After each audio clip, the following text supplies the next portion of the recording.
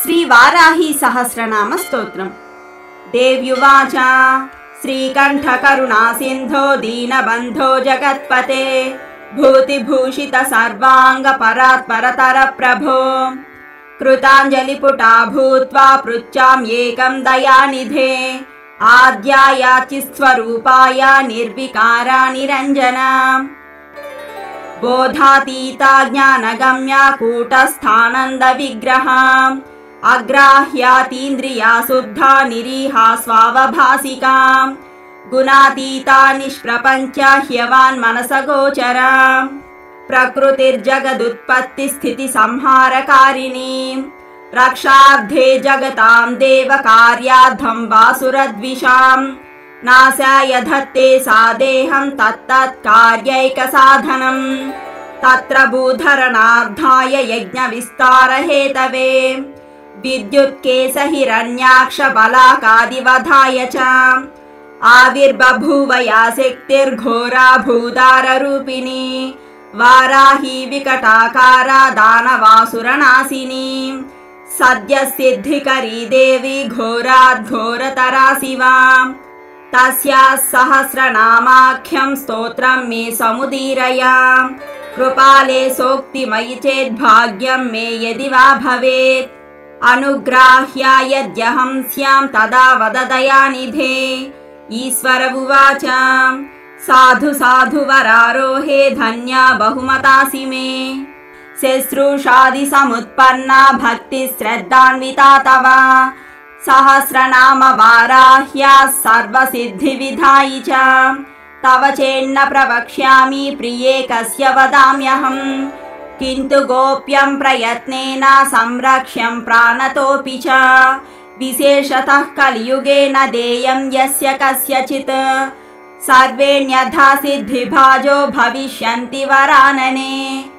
ॐ अस्य श्रीवाराही सहस्रनाम स्तोत्रस्य महादेव ऋषिः अनुष्टुप् छन्दः वाराही देवता ऐं बीजं क्रों शक्तिः हुं कीलकं मम सर्वार्थसिद्ध्यर्थे जपे विनियोगः ध्यानम्। ॐ वाराही वामनी वामा बगला वासवी वसुः वैदेही वीरसूर्बाला वरदा विष्णुवल्लभा वन्दिता वसुदावस्या व्यात्तास्या वञ्चिनी बला वसुन्धरा वीतिहोत्रा वीतरागा विहायसी सर्वाखनिप्रिया काम्या कमला काञ्चनी रमा धूम्रा कपालिनी वामा कुरुकुल्ला कलावती याम्याग्नेयी धरा धन्या धर्मिणी ध्यानिनी ध्रुवा धृतिर्लक्ष्मीर्जया तुष्टिः शक्तिर्मेधा तपस्विनी वेधा जया कृतिः कान्तिः स्वाहा शान्तिर्दमारतिः लज्जा मति स्मृतिर्निद्रा तन्त्रा गौरी शिवा स्वधा चण्डी दुर्गा भया भीमा भाषा भामा भयानका भूदारा भयहा भीरुर्भैरवी भङ्गरा भटी घुर्घुरा घोषणा घोरा घोषिणी घोन संयुता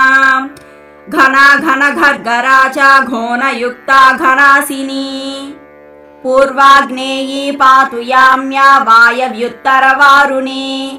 ऐशान्योर्ध्वाधस्थिता च पृष्ठा दक्षाग्रवामगा पृण्णाभिब्रह्मरन्ध्रार्क स्वर्गपातालभूमिगा ऐं श्रीं ह्रीं क्लीं तीर्थगतिः प्रीतिर्दीर्घिः कलाव्यया ऋग्यजुस्सामरूपा च परायात्रिण्युदुम्बरा ददासि शक्ति चापेषु शूलचक्रष्ठिधारिणी जरती युवती बाला चतुरङ्गबलोत्कटा सत्याक्षरा चाधिभेत्री धात्री पौत्री परापटुः क्षेत्रज्ञा कंपिनी ज्येष्ठा दुराधर्षा धुरन्धरा मालिनी मानिनी माता माननीया मनस्विनी मदोत्कटा मन्युकरी मनुरूपा मनोजवा मेधस्विनी मध्यरता मधुपा मंगलामरा माया माता मयहरी मृडानी महिला मृतिः महादेवी मोहहरि मञ्जुर्मृत्युञ्जयामला मांसला मानवा मूला महारात्रिर्मदालसा मृगाङ्का मीनकारी स्यान्महिषग्निमदन्तिका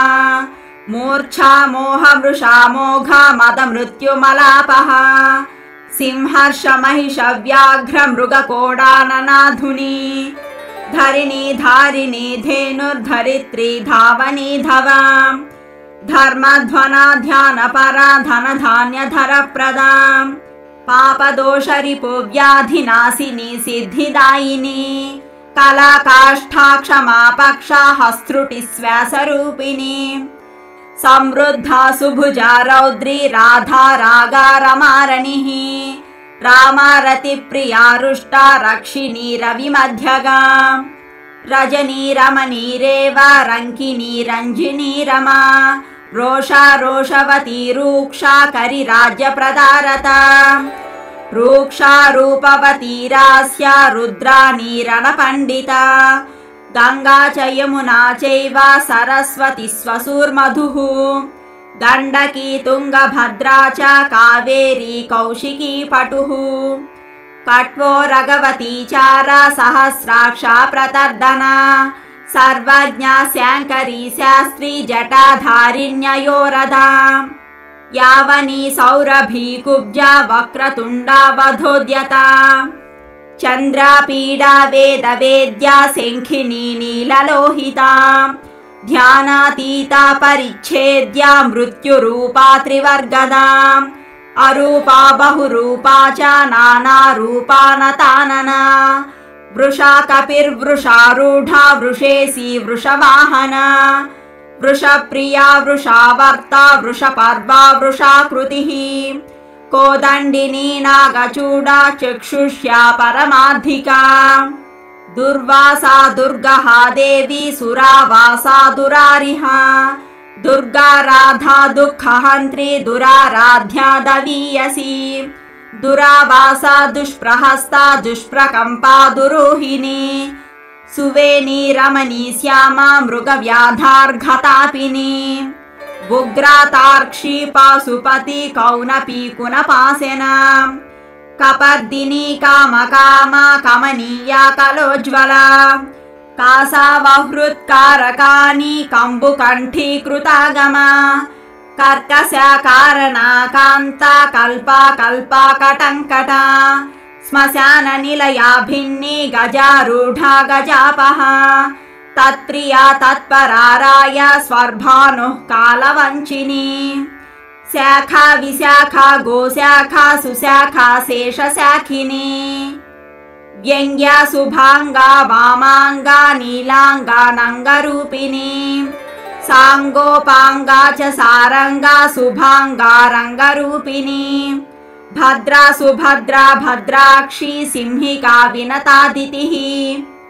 हृद्या वद्या सुपद्या च गद्य पद्य प्रिया पशुः चर्चिका भोगवत्यंबा सारसी शबरी नटी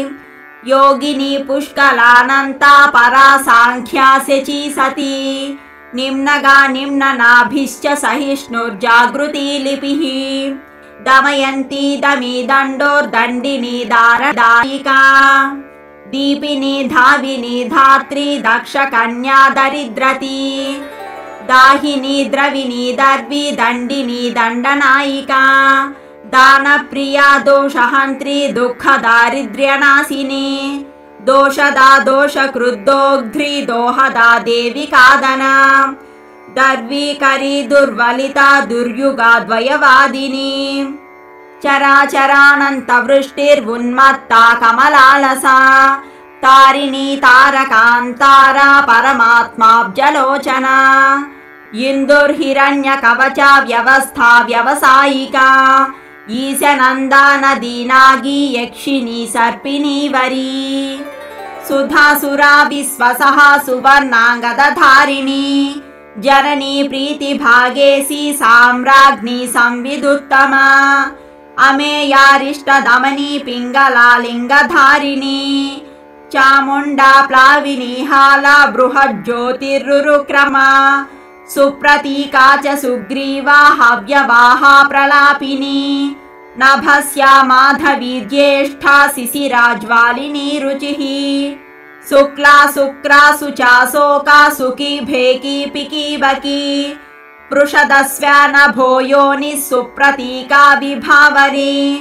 गर्विता गुर्विनी गण्या गुरुर्गुरुधरी गया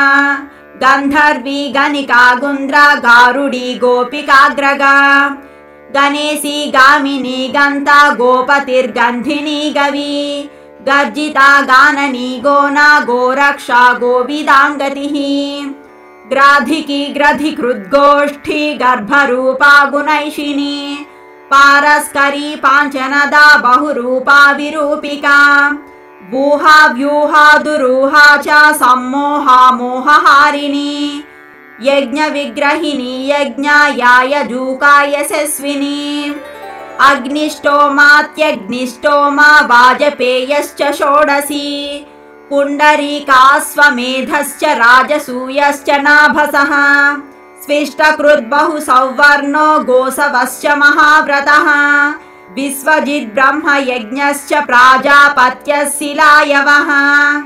अश्वक्रान्ता रथक्रान्ता विष्णुक्रान्ता विभावसुः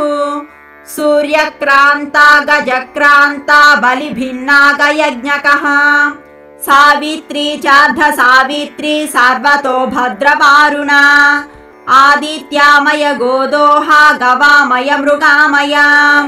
सर्पमयः कालपिञ्जः कौण्डिन्योपनागाहलः अग्निविद्वादशाहस्वोपांसुः सोमविधोहनः अश्वप्रतिग्रहो बर्हि रथोऽभ्युदयरुद्धिराट्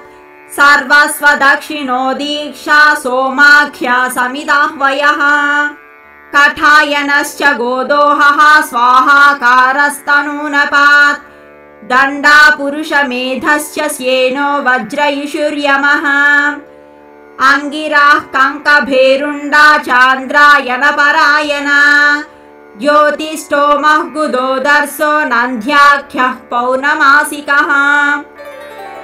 गजप्रतिग्रहो रात्रिः सौरभस्याङ्कलायनः सौभाग्यकृच्यकारीशो वैदलायन रामठौ शोचिष्कारी नाचिकेतः शान्तिकृत् पृष्टिकृत् तथा वैनतेयोच्चाटने च वशीकरणमारणे त्रैलोक्यमोहनो वीरः कन्दर्पबलशातनः शङ्खचूडो गजच्छायो रौद्राख्यो विष्णुविक्रमः भैरवः कवहाख्यश्च बभ्रुदोष्टकपालकः स्रौषट्वौषट्वषट्कारः पाकसंस्था परिसृति चयनो नरमेधश्च कारीरी रत्नदानिका सौत्रामणि च भारुन्दा बार्हस्पत्यो बलङ्गमः प्रचेताः सर्वसत्रश्च गजमेधः करम्भकः हविस्संस्था सोमसंस्था पाकसंस्था गरुत्मती सत्यसूर्यस्य मससृक्सृवुलूखलमेक्षणी चपलो मन्थनी मेढी यूपः प्राग्वंशकुञ्चिका रश्मिरंशुश्च दोभ्यश्च वारुणो दःपविः कुधा आप्तोर्यामो द्रोणकलशो मैत्रा वरुणाश्विनः पात्नीवतश्च मन्धी च हारियोजन एव च प्रतिप्रस्थान शुक्रौ च सामिधेनि समित्समा होता ध्वर्युस्तथोद्गाता नेता त्वष्टा च योत्रिका आग्निध्रोच्चावकाष्टावग्रा वस्तुत्प्रतर्दकः सुब्रह्मण्यो ब्राह्मणश्च मैत्रा वरुणवारुणौ प्रस्तोता प्रतिप्रस्थाता यजमानो ध्रुवन्तिका आमिक्षा पृषदाद्यं च हव्यं कव्यं चरुः पयः जुहुद्घ्रावोपभृद्ब्रह्मा त्रयी त्रेता तरस्विनी पुरोडासः पशुकर्णः प्रोक्षणी ब्रह्मयज्ञिनी अग्निजिह्वादर्भरोमा ब्रह्मशीर्षा महोदरी अमृतप्रासिका नारायणी नग्ना दिगम्बरा ఓంకారిణీ చతుర్వేద రూపా శృతిరనుల్బనా అష్టాదశ భుజారంభా సత్యా గగనచారిణి భీమవక్త్రా మహావక్త్రా కీర్తిరా కృష్ణ పింగళా కృష్ణమూర్ధా మహామూర్ధా ఘోరమూర్ధా భయాననా ఘోరాననా ఘోరజిహ్వా ఘోరరావా మహావ్రత దీప్తాస్యా దీప్తనేత్రా చ చండ ప్రహరణా జటీ సురభి సౌలభి వీచి ఛాయా సంధ్యా చ మాంసలా కృష్ణ కృష్ణాంబరా కృష్ణ శారింగిని కృష్ణవల్లభా త్రాసిని మోహిని ద్వేష్యా మృత్యురూపా భయాపహా భీషణా దానవేంద్రఘ్ని కల్పకర్తా క్షయంకరీ అభయా పృథివీ సాధ్వి కేసిని వ్యాధి జన్మః అక్షోభ్యాహ్లాదిని కన్యా పవిత్రారోపిణి శుభా కన్యాదేవి సురాదేవి భీమాదేవి మదంతికా శాకంభరీ మహాశ్వేతా ధూమ్రా ధూమ్రేశ్వరీశ్వరీ వీరభద్రా మహాభద్రా మహాదేవి మహాసురీ శ్మశానవాసిని దీప్తా చితి సంస్థా చితి ప్రియా కపాలహస్తా ఖట్వాంగి ఖడ్గిని శూలిని హలి కాంతారిణి మహాయోగి యోగి మార్గాయుగగ్రహ ధూమ్రకేతుర్మహాస్యాయుర్యుగానాం పరివర్తిని అంగారిణ్యం కుశకరా ఘంటా వర్ణా చ చక్రిణి వేతాళీ బ్రహ్మవేతాళీ మహావేతాళికా తథా విద్యారాజ్ఞి మోహరాజ్ఞి మహారాజ్ఞి మహోదరీ భూతం భవ్యం భవిష్యం చ సాంఖ్యం యోగస్తపోదమః అధ్యాత్మం చాధిదైవం చ ఆధిభూతాం స ఏవ చ ఘంటారవా విరూపాక్షి శిఖి విచ్రీచయ ప్రియా ఖడ్గశూలగదాహస్తా మహిషాసురమర్దిని మాతంగి మత్త మాతంగి కౌశికీ బ్రహ్మవాదిని ఉగ్రతేజ సిద్ధసేన జృంభిని మోహిని తథా జయా చ విజయా చైవ వినతా కద్రురేవ చ ధాత్రి విధాత్రి విక్రాంతా ధ్వస్తా మూర్ఛా చ మూర్ఛని దమని ధర్మిని దమ్యా ఛేదిని తాపిని తపి బంధిని బాధిని బంధ బోధాతీత బుధ ప్రియా హరిణి హారిణి హంత్రి ధరిణి ధారిణి ధరా విసాధిని సాధిని చ సంధ్యా సంగోపని ప్రియా రేవతి కాలకర్ణి చ సిద్ధిర్లక్ష్మీరరుంధతి ధర్మప్రియా ధర్మరతి ధర్మిష్ఠా ధర్మచారిణి వ్యుష్టిః ఖ్యాతిశీసిని వాలి కుహు ఋతుమతి మృతిః త్వాష్ట్రీ వైరోచనీ మైత్రీ నీరజా కైటభేశ్వరీ భ్రమణి భ్రామణి భ్రామ భ్రమరి భ్రామరి భ్రమా నిష్కలా కలహానీతా కౌలాకారా కలేబరా విద్యుజ్జిహ్వా వర్షిణీ చ హిరణ్యాక్ష నిపాతిని జితకామా కామగమా కోలా కల్పాంగిని కళా ప్రధాన తారకా తారా హితాత్మా హితభేదిని దురక్షరా పరబ్రహ్మ మహాదానా మహాహవా వారుణి వ్యరుణి వాణి వీణా వేణి విహంగమా మోద ప్రియా మోదకిని ప్లవని ప్లావిని ప్లుతిః అజరా లోహితాలాక్షా ప్రతప్తా విశ్వభోజిని మనోబుద్ధిరహంకారః క్షేత్రజ్ఞా క్షేత్రపాలికా చతుర్వేదా చతుర్భారా చతురంతా చరుప్రియా చర్విని చోరిని చారి శాంకరి చర్మ భైరవి నిర్లేపా నిష్ప్రపంచా చ ప్రశాంతా నిత్య విగ్రహ స్తవ్యా స్తవ ప్రియా వ్యాలా గురురాశ్రిత వత్సలా నిష్కలంకా నిరాలంబ నిర్ద్వంద్వా నిష్పరిగ్రహ నిర్గుణా నిర్మలా నిత్యా నిరీహా నిరఘానవా నిరింద్రియా నిరాభాసా నిర్మోహా నీతి నాయికా నిరింధనా నిష్కలా చ లీలాకారా నిరామయా ముండా విరూపా వికృతా పింగళాక్షి గుణోత్తరా पद्मगर्भा महागर्भा विश्वगर्भा विलक्षणा परमात्मा परेशानी परापारा परन्तपा संसारसेतुः क्रूराक्षी मूर्छा मग्ना मनुप्रिया विस्मया दुर्जया दक्षा धनुहन्त्री दयालया परब्रह्मानन्दरूपा सर्वसिद्धिविधायिनी